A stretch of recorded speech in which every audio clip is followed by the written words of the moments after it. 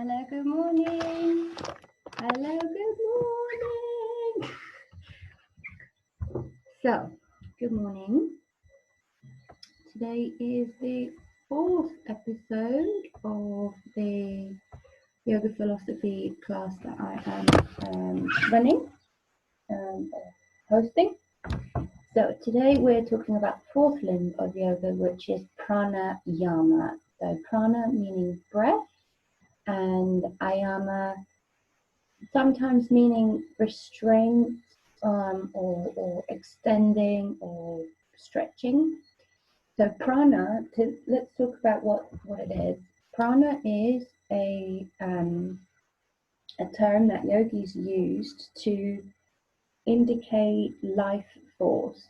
So if you have a look at the idea of prana being energy or life force, then it might be interesting to then put it together and have a look at extending the life force. So the idea is that if you can extend the breath, then you can extend the life force, meaning that you'll live longer.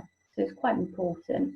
And considering that if you tried to stop breathing, your body wouldn't be very happy with that, and your life would definitely be much shorter. So let's have a look at different ways that you can play with the breath, and then we'll loop back round to what it means for you in philosophy terms. So some really simple basic ways that you can have a look at extending or being in control of the breath.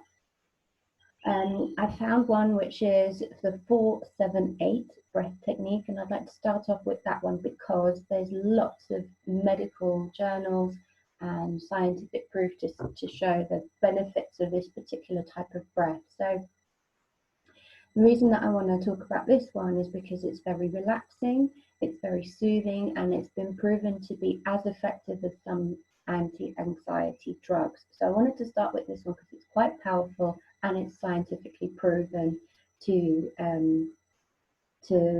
display the benefits. So the 4-7-8 technique, it's super simple. Anyone can do it. So the idea is that you breathe through the nose for 4 seconds, hold the breath for 7 seconds, and then exhale for 8 seconds. So that's in through the nose for 4 seconds, hold for 7 seconds, and then out through the mouth for 8 seconds. Now, realistically, if you are new to this sort of thing, this sort of like breath meditations, you might not be able to achieve 4-7-8. So you can reduce the ratios and maybe do 2-5 and 2, 3.5, 4. So in for 2, hold for 3.5, and out for 4, and then build up to 4, 7, and 8. So this I've taken a snippet from a website called, what is it called? I've got my notes here, medicalnewstoday.com, and they give the reference to the Health Science Journal in 2011, saying that the benefits of this particular type of breathing have been proven to display decreased fatigue, reduced anxiety, reduced symptoms of asthma, better stress management, reduced hypertension, which is blood pressure, reduced aggressive behavior in adolescent males, and one of my favorites is improved migraine symptoms. So if anyone's ever had migraine, it's like your head's being caught in a vice. It's amazing that this particular type of breath technique can benefit. So instead of taking painkillers or anti-anxiety drugs, you can control those things with your breath. So I'll give you the next a demonstration. So in through the nose for 4, holding for 7, and then out through the mouth for 8. And it goes like this.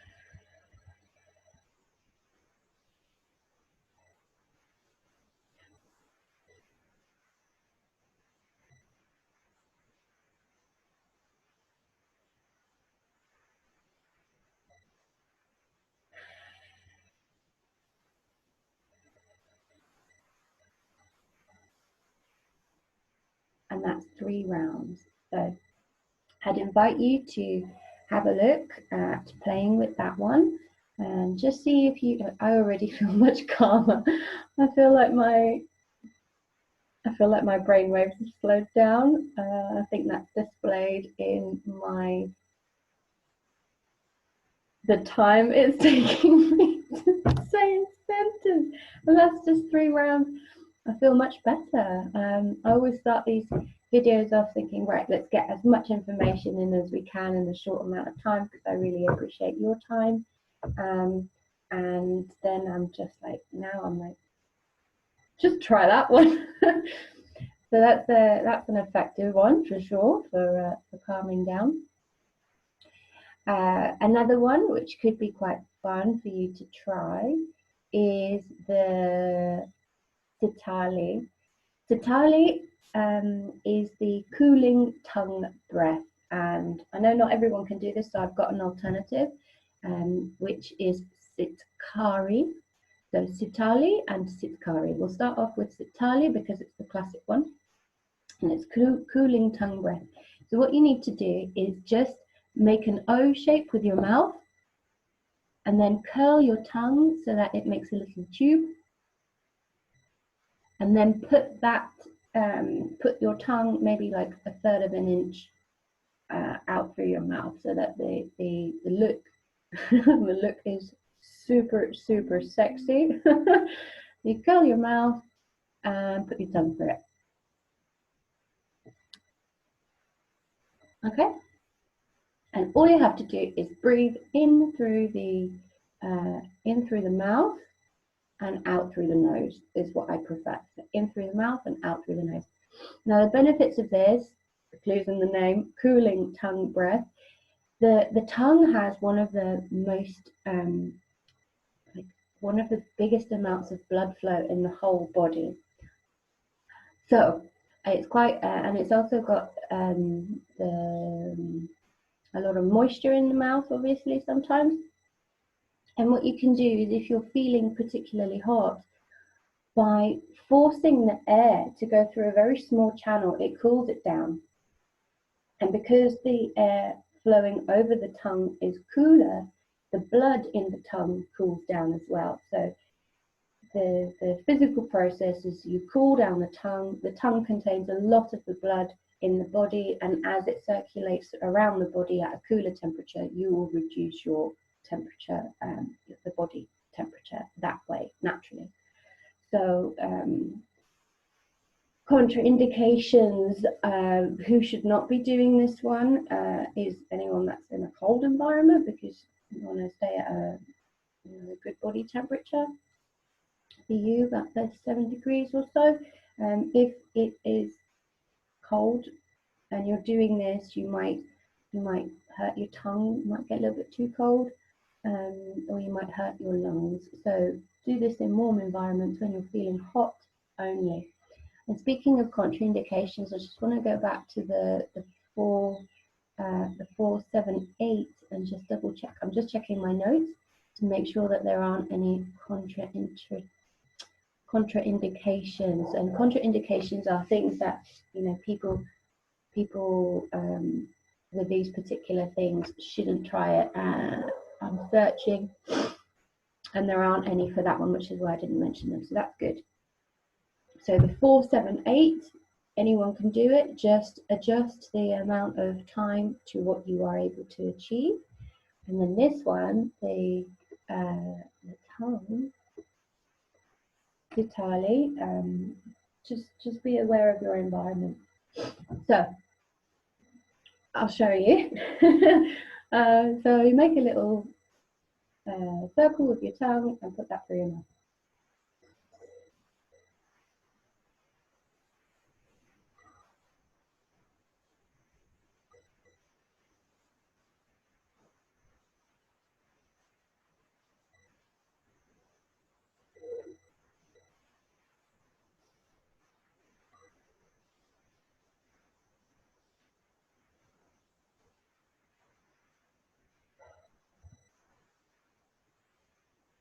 Another super relaxing one, maybe because the length of the breaths that I'm taking are longer, and that helps to calm and cool everything down. It's quite hot here in Granada today already, and it's only 10 past 10.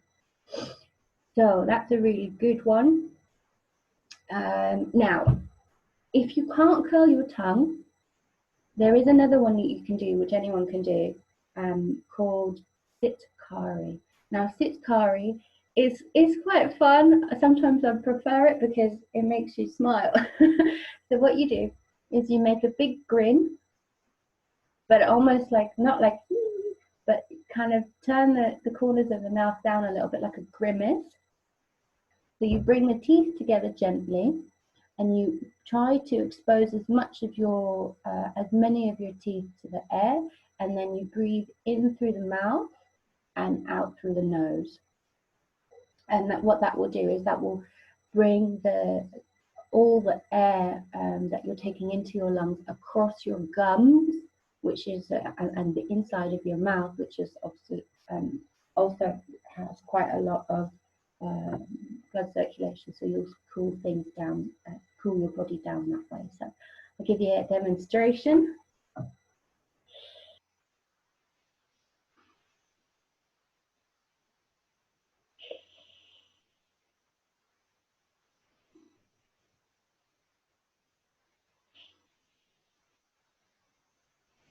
Now what I'm doing with my tongue, which I've just noticed, is I'm kind of putting the tip of my tongue just behind the back of my top teeth. So it's kind of like just on the inside of the upper jaw.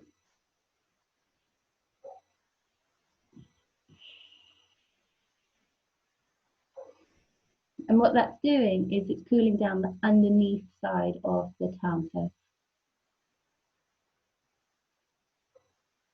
the sides of the tongue. So as long as we're getting a lot of air to flow over the tongue, we will cool our blood down and then the rest of the body. So that Sitali is the one with the curved tongue, and Sitkari is the one with the big grin. So you can try those. You can do that for as long or as short as you like.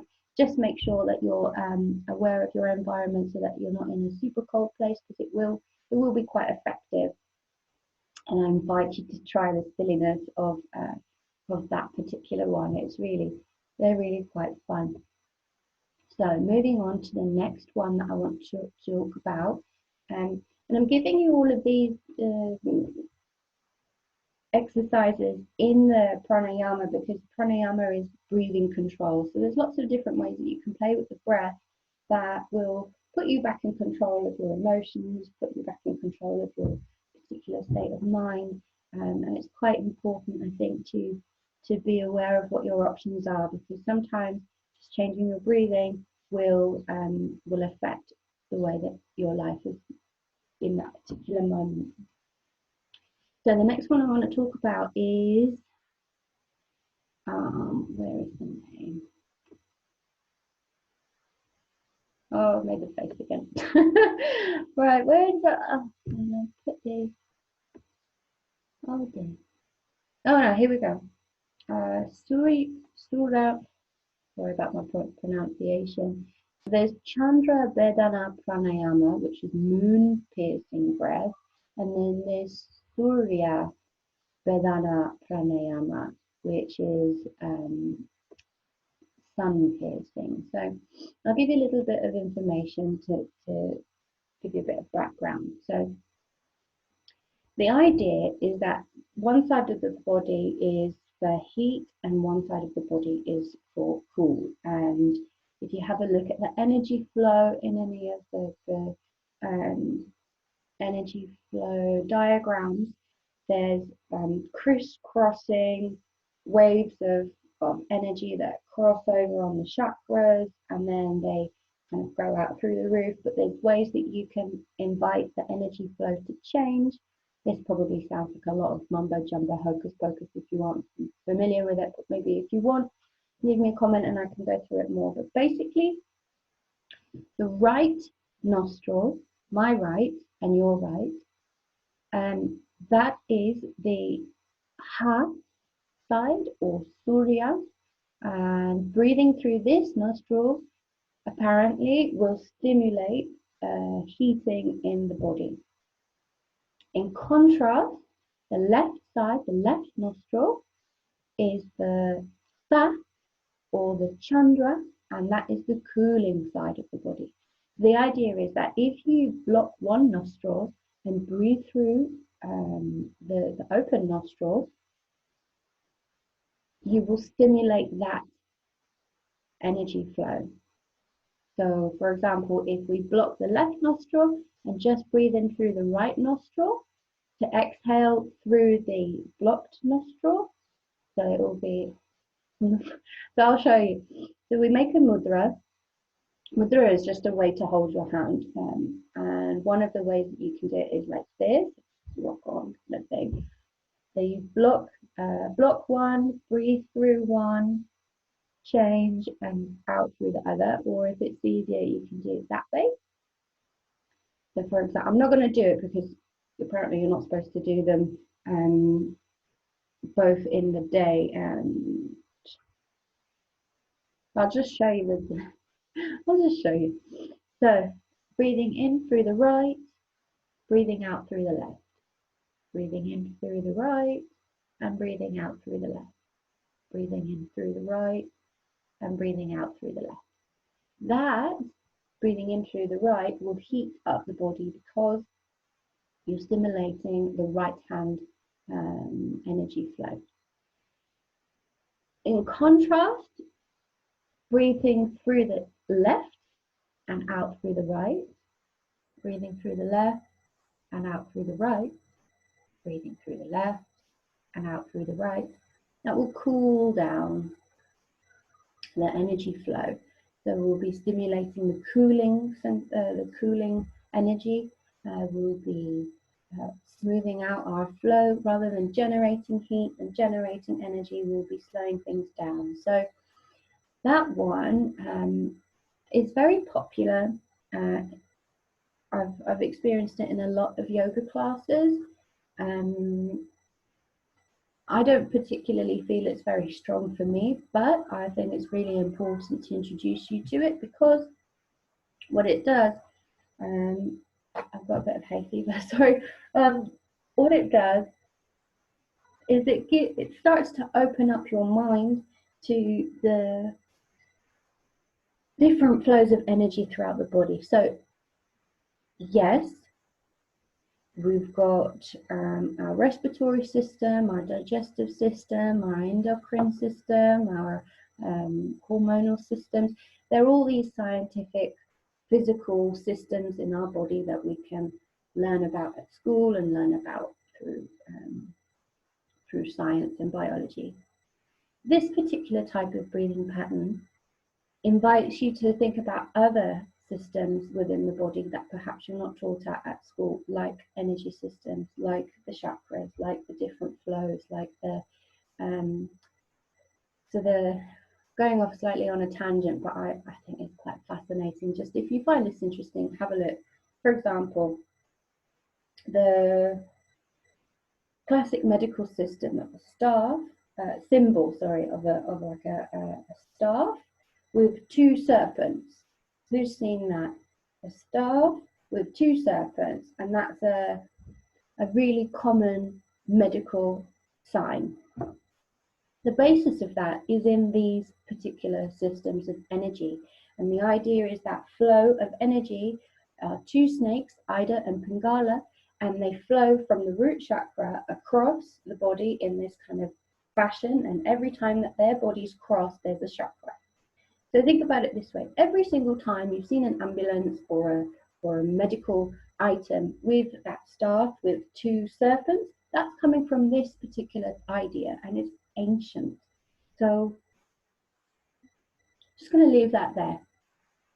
Ida and Pingala, the feminine and the masculine, the moon and the sun, the heat and the cool, energy systems crossing over the body at different chakra points, and this particular in through the left or in through the right, and then in contrast out through the left or out through the right. That's leading into that way of thinking about the control of your body is in your hands and in your feet. So now we can't not talk about this one, because I think it's really important to be aware of this one. Kapalabhati, Kapalabhati breathing. Now sometimes it's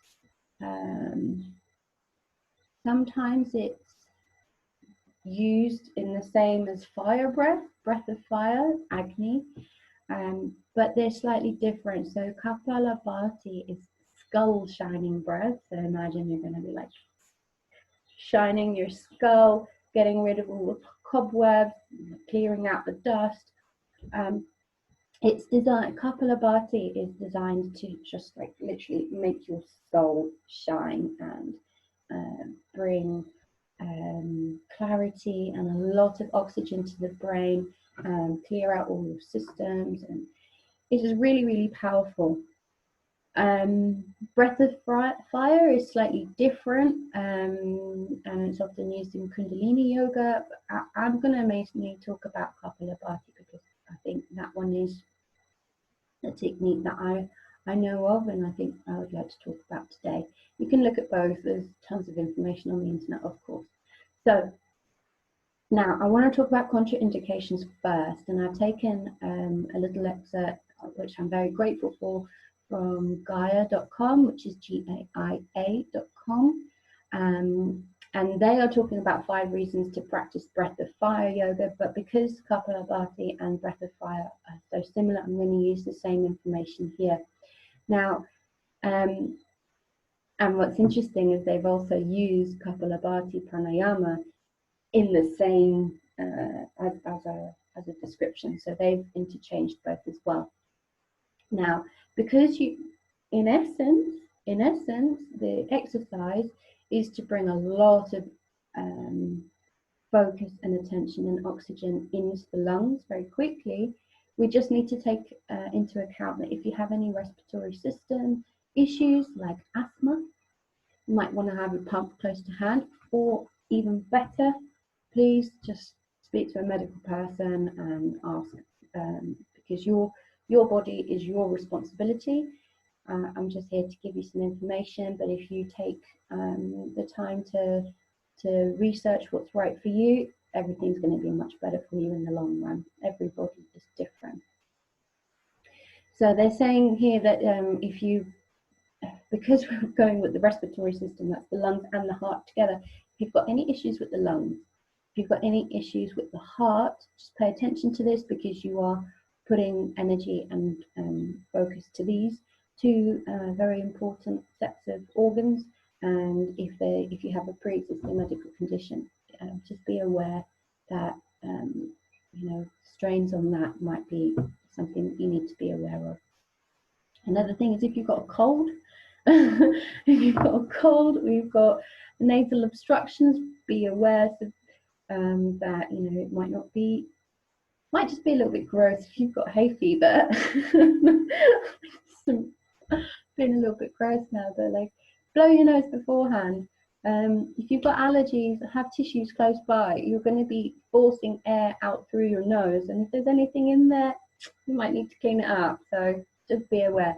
Another one is I had a friend who suffered a lot from nosebleeds, and this wasn't one for him because he had a very, very sensitive inner membrane, and it would just burst. So just be aware that, just be aware of it. Most physicians, I'm just going to read directly now. So it should be noted that Kapalabhati Pranayama is not recommended for those who suffer from cardiac problems, hernia, when your intestines slip through your muscles, spinal disorders. In addition, those who suffer from severe respiratory infections, colds, and nasal obstruction should not perform this breathing and cleansing technique.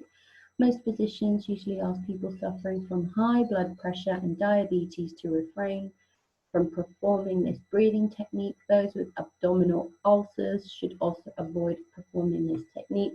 If you are pregnant, you should not practice this type of breathing exercise. So lots of restrictions because it's so powerful. So if you don't suffer from any of those, if you consulted a medical practitioner and they've said that it's good for you to go, this is what it is. So the idea in sit comfortably with either both feet on the ground, hips level, shoulders level, hands somewhere neutral, so in your lap if you're sitting. And how can I explain it the most simply? What you're doing is pushing the belly in and up. So you imagine your belly button is going to go underneath your rib cage and you're going to try and pull it up. So, whoops. So belly button is here, and what you're going to try and do is push it in and up.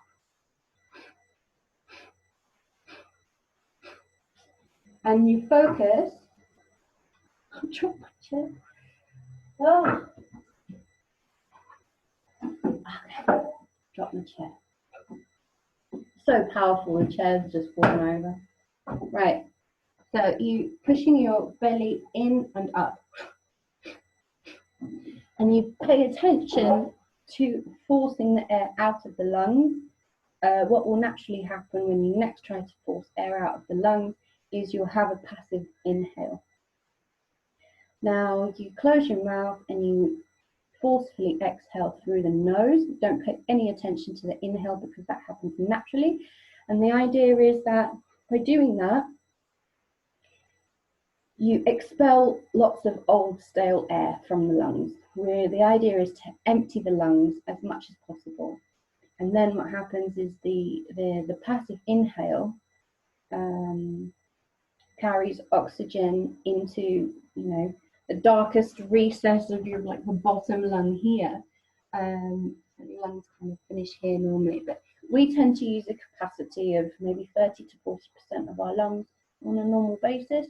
And this one forces you to empty the whole lot. So you're like wringing out the lungs, getting rid of all the old stale air. And when you wring it out, naturally what comes through is much cleaner and much more useful. So you could say that you are hyperventilating on purpose. And the idea is, maybe do this with a friend for the first time, or set a timer. Either do this with a friend the first time so that you've got company and we're sharing yoga stuff, that's good. Or set a timer and do it for 1 minute at first. Now, what you might notice is that after doing it for like a short amount of time, you might see spots. You might feel a little bit lightheaded. You might feel dizzy, and that's all coming from the body going into a particular state of being flooded with oxygen. Now, if we are breathing heavily, what you're doing is you're generating a lot of energy. So we're cultivating the prana, and we're amplifying it because we're putting a lot of breath into a short amount of time. Now, pranayama has this philosophy that we don't live by, by years. We live by the amount of breaths that we take. So if you have longer, deeper breaths, you're going to live longer. If you breathe deeply, you're going to live longer. Now, this one is in contrast to that because we're putting a lot of breath into a short amount of time. So use it sparingly, but it's up to you. I just want to talk about it because you often see it, and people often try it in yoga classes, and people use it to bring a lot of energy into their particular moment. But it's like having a cup of coffee. You don't want to do 6 coffees a day because then you just won't sleep at night. You will sleep if you have 6 of these particular types, Kapalabhati, skull shining breath. But unless you're like doing something really important that day, you don't need to. I'd much rather recommend, if you want to do daily breathing techniques, do the 4-7-8, because that is ideal for like lengthening and increasing lung capacity, helping to strengthen the whole respiratory system, and also it just reduces lots of issues like anxiety or depression or things like that. So that I think is much more useful. These are just my personal opinions. You try what you like and let me know how it goes. So where are we with half an hour into the chat? Yeah, so pranayama, the 4th limb of yoga. Prana is breath, or I like to think about it as energy, life force. And ayama is restraining, extending, putting a leash on, control. So those 2 words together give you this kind of a life force control. You can generate different amounts of life force by playing with different types of breathing techniques. Today we've talked about the 4-7-8, which is in for 4, hold for 7, out for 8. We've talked about the skull shining breath, and we've talked about the cooling tongue breath. Now I just want to finish up with something which anyone can do, and I think is really, really good just as a final note when it comes to this particular topic. And we'll talk a little bit about biology. So we've got our heart in the center of our chest, slightly to the left normally, and then the heart is encapsulated. Well, not encapsulated, that's not right. So the heart is in the middle of the chest, slightly to the left, and then the lungs are very, very close by, almost touching, in fact, touching. Now, I want you to think about your heart as your friend. It's like your inner child. It's your battery. It's the one that keeps you going every single day of your life. When that battery stops, that's it, you stop. So I want you to look after your heart, and I want you to think about your heart as slightly external to your being, because this is just a little bit of philosophy. And the lungs are imagine they're the best friends. They're like the big brother, the big sister. They're the parents. They're the loved one, the carers, two carers for this little child of the heart. Now, it's really common for everybody to get scared or feel anxious or feel stressed out. That's life. It's super normal. To be happy and calm all the time, not human. Something we strive to, but it's not our, to be in one state the whole time is not normal. So What is normal is to have the heart go pop, pop, pop, pop, pop, pop, pop, pop, once in a while. What I want you to think about is that when your heart is beating really fast and you are feeling stressed out or nervous or anxious or anything like that, you have got these two amazing support systems of the lungs. And the lungs can massage and give the heart a cuddle and give the heart a big hug. And the way to do that is to think that your lungs can massage your heart. And the way to do that is to take a normal inhale and extend the exhale. You can do this in almost any ratio that you want. So you can inhale for 4 and exhale for 5. You can inhale for 3 and exhale for 4. You can inhale for 15 and exhale for 16, depending on your particular body. And the idea is that imagine you've got the heart and then you've got the lungs. And when you take an inhale, the lungs expand. And as you exhale, what will happen is the lungs will massage the heart. So think about it this way. Your heart is one of your most important organs. And whenever it's feeling stressed out or anxious, you can give it a little cuddle with your lungs, just by extending your exhale. So, and that's it. So I hope you've enjoyed this week's episode speaking about pranayama. It is the 4th limb of yoga. It is the last of the physical it's the last of like the personal practices of being a yogi. So I've written a little note here. These 4 stages of Patanjali's Ashtanga Yoga concentrate on refining personas, gaining mastery of the body, and developing an energetic awareness of ourselves. All of which prepare us for the second half of the journey, which is the 5th, 6th, 7th, and 8th limbs of yoga, which deal with the senses, the mind, and attaining a higher state of consciousness. Now, if you want to continue, next week we're going to be talking about pratyahara, which is withdrawal or sensory transcendence. So if you're interested in that, it will be next week at 10 a.m. on Saturday that I'll do the talk, and then I will upload it to YouTube. Thank you so much for your time. I really appreciate you making time to watch this video. I hope you enjoyed it. If you have any questions, you can get in contact with me on Facebook. I will leave my Facebook page in the description. Leave me a comment, ask me questions, follow me on Instagram. You can find me on the profile Amazing Yoga with Aliya. If there's anything that you need, I'm always on hand. I hope you try these techniques, and I hope you enjoy them, and I hope you extend your life force for a long time with what you've learned to do. So thank you so much for coming. If there's anything that you need, get in touch, and I really appreciate your time. Namaste.